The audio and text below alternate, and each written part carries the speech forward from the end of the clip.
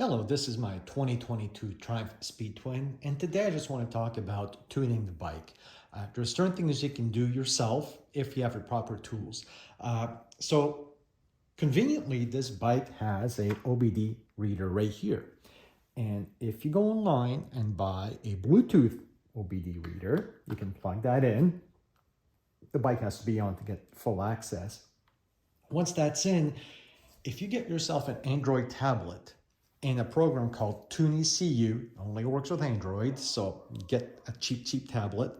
You can actually download maps and install them that will, make the bike a little more lively.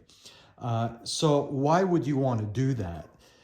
You can see here, if you go into the map system, you can go in TuneECU and it tells you, okay, download your map. I want to go, this is my VIN number. And in the US where I am, it's this one. There's a whole PDF that explains to you this is a stock bike. And if you do that, it gives you all these tables here. And there's a lot of information online. Dave's Man Cave is a wonderful tool to understand all that is. But basically, why you want to do maybe a quick little tune on this is if you look at the throttle positions, ETV3 is a sports mode. You can see that at the RPM range, what it does, it doesn't give you 100% on the throttle. It just doesn't give you 100%. But if you look at maps like the Thruxton, it does. So they purposely limit this. So what you can do is get a few maps where people have basically changed this in sports mode. You may want to keep the road and rain mode as it is, to something a lot better. So for example, if I go to map and I go open, I don't want to see changes. Here's one right there from Dave's Man Cave. So it's open. If we go to the same, what I've shown you here, all this stuff, ATV3, you can see it's been mapped 100% throttle. So what you could do is download these maps and just install it. What I want to show you is a map that I bought from DNK Tuneworks, which they don't tell you their secret sauce, but what they do is, I think they look at timing, fuel trims, there's a whole bunch of other stuff, and give you my riding impressions. Okay, so I've turned the bike on and you can see that everything's connected here. And when you go to your TuneECU app, you can see that the little shiny thingy things are blinking. At this point, the bike is being read live. So the temperature, the gears, the program does that. So that's a good thing. And what you can do at this point is, if you go to map, you can open the map that you want. So I talk about DNK Tuneworks. Here it is, restricted. They don't want to give away the secret sauce, but this is what you would do. You would open this up, and so let's use another one now just to show. This one here would be good for the throttle to get 100%, just the mild tweaks one from Dave's Man Cave. And what you do at this point is, once you go to ECU, you can hit reprogram, and that's it. Now, the problem is here is the lights are on when you turn the bike. So the suggestion here is to take away the fuse. Number 4, open this up, take off the fuse, it'll kill the light. I'd also suggest putting a battery charger on this if you have doubts about that, because it may take a few minutes to get everything done. You don't want this battery to be killed while doing it. So remove that, and you're done. Once it's in, all you need to do, frankly, is do an adaptation, engine adaptation. So you either start the bike and let it run for 15 minutes, or conveniently, TuneECU, if you go in ECU and you go to test adjustments, all this, if you go to adjustments, it can do an adaptation for you right off the bat. You hit run and it just does it. So then you're set and that's it. So 2 ways of doing it. Do both if you want to make sure. But then the bike is ready for the tune and you can try things out. So overall, that's how you do the programming. Again, I'll put a little more descriptions and maybe a few links if you want to see more detail on TuneECU. But it's not too bad at all. So with that, what I'll do is button everything back up here, and I'll go for a ride and give you my impressions of the DNK Tuneworks tune. All right, let's test out the tune. I've got the bike set on sports mode, and I have traction control off.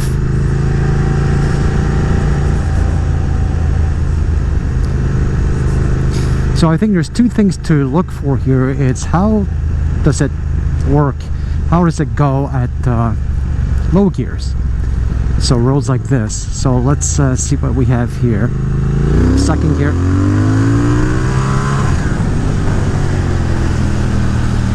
Definitely more get up and go than the stock tune. So either this is due to remapping the throttle, or they've also done something with timing, fuel trims, who knows. But it's definitely more responsive at the low RPM.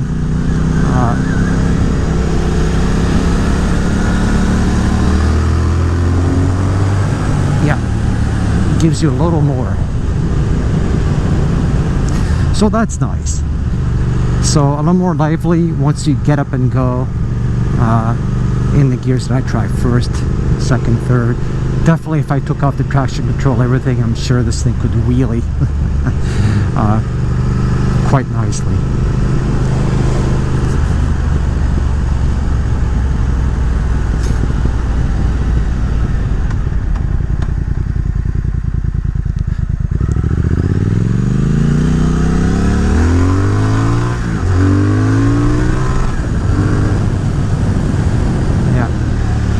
I mean, the bike is already rather good with the torque at low RPMs, right?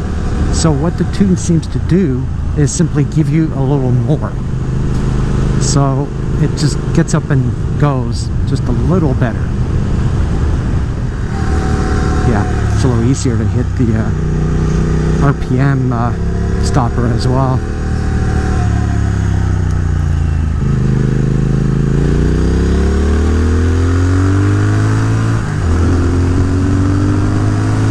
I find that it pulls linearly at even higher RPMs. It just keeps going. So it makes me wonder, I wonder if they've done something with the tune at high RPMs as well to get that difference. I found that with the stock tune, you really had to get that throttle all the way down to get it going. This seems to breathe a little more at the higher RPMs.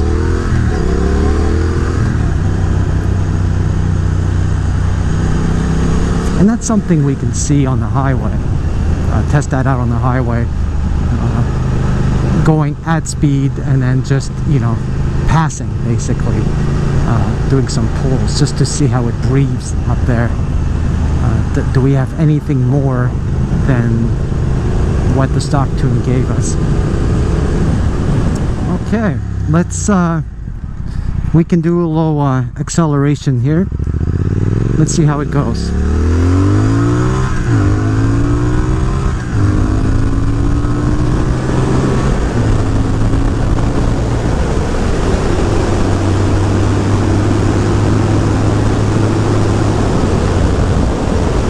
So it's pretty good for all the gears. Very linear. I don't see any issues with anything hesitating, or, you know, it's just getting up to highway speeds. No problem. Seems to be very linear. There's definitely a little more oomph with the tune.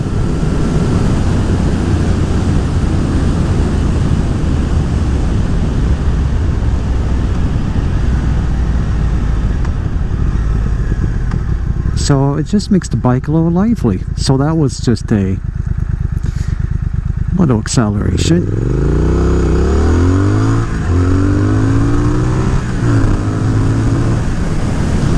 Yeah, it gets up there quickly. Now, in terms of just passing power, let's say this speed, and this is 4th. You know, if I go, this is. Yeah, it's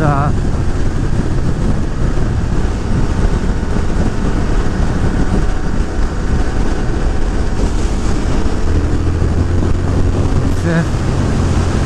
It's not bad. It, you know, you get the throttle and it seems to build power as you keep holding the throttle open. Here you get up there and then it looks like there's a little kick that happens.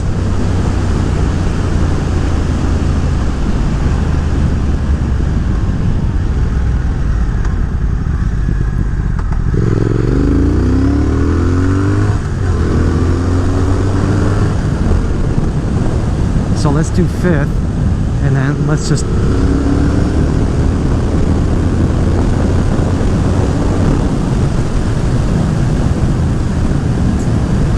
yep. I don't think the difference is as noticeable in the higher RPMs, but again, it might give you a little more kick as you get to the higher RPM levels when you're in higher gears.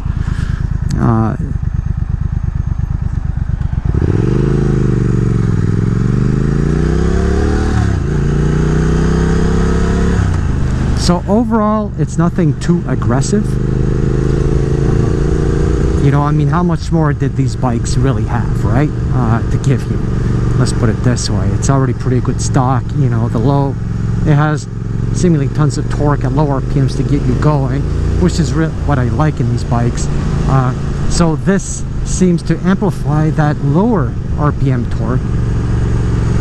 And at that higher RPM, it's still very linear, but maybe with a little more oomph. So overall, not bad. You know, it's the decision is, do you want to spend the 200 or whatever 250 to try out the tune? It definitely makes a difference at the lower gears. You'll notice that pretty quickly as you get the throttle in there, which may be good for the type of riding that you do. Again, higher RPMs.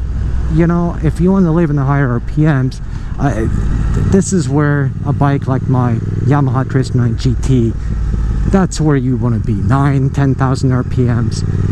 That's where that bike does well. So it's a different kind of bike if you're looking for that.